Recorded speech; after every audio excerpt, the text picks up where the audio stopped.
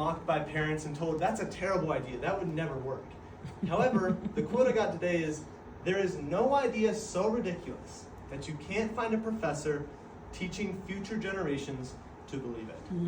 Now, I strongly believe this is true, and we're going to prove this through 3 points.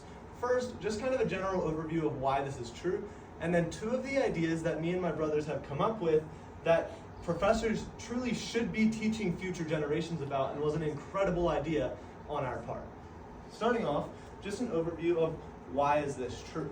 Well, I think one of the roots of why this is true is the idea of younger kids, and boys specifically, who don't think as technically and often get, oh, that's just a boy idea, often have some great ideas that just takes more surface digging to find out. Something that I've always been taught, or that I've always realized, is the faith that a child has.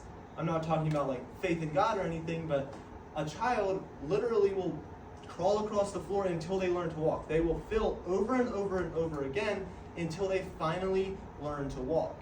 A child has no care in the world, no clue what's happening, and they just believe that everything is going to fall into place. They believe that their parents are going to provide for them, and they believe everything is going to fall into place. What does this have to do with the quote I was given?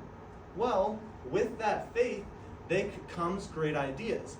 They believe it's going to happen. Kids just have this extra belief that this will work. Even if it sounds crazy to the adult mind, that it will work. These kids have never experienced failure. They don't know what it's like for their ideas to not work. So therefore, their ideas, they're dead set on them, and they say these ideas will work. So it's really this idea of not being afraid of failure, but having faith and belief that something will work, is the idea that there's no idea so ridiculous that it shouldn't be taught by a professor. Let's look at 2 of the inventions or ideas that me and my brothers came up with that should be taught by but professors should be teaching future generations about. The first is what we like to call moldy tea. Now, here's what we did, and the name will make sense once I explain it. We took an old pretzel box. It was a big bucket that used to hold pretzels. We put it in our basement, filled it up with water, and then every time we had used tea bags, like any one of us in the family had a cup of tea, we took those used tea bags and put it in our bucket of water. That made some watered down tea, basically a weak version of tea. Then we'd throw some sugar in there. Why was it called moldy tea? Because it grew mold. It had mold growing on the top of this tea. Did that stop us from drinking it? No. Why should professors be teaching future generations about that? None of us died. Professors should be studying the impact of mold. We see mold as this horrible thing. We literally invented tea that had mold and was named moldy tea, and we are all perfectly healthy. Future generations, or these professors, need to be studying the world's outlook on mold, because it's clearly not as bad as we think.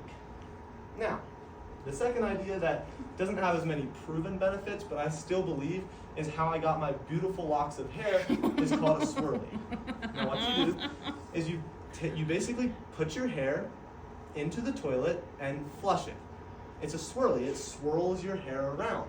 This idea wasn't necessarily crafted by me and my brothers, but I'm sure it was a guy who came up with it. And that is how so many guys have great locks of hair. I believe that is why, because it gets all the dirt out of your hair. It's better than showering, because it's like when you put your clothes in a washer, it goes in the spin cycle. There's got to be a reason for that. So you put your hair in the toilet and you get your hair a spin cycle. That is how you end up with great locks of hair and with cleaner hair. This is clearly an idea that professors need to be teaching. So in the end of the day, there is no idea so ridiculous that you can't find a professor teaching future generations to believe it. Specifically when it comes to young boys and even teenage boys coming up with their crazy ideas, I've proven to you through multiple examples that these ideas are a good thing. And professors should not be mocking it, but should be teaching our future generations. We need to study mold, and we need to study spin cycles for hair. Thank you.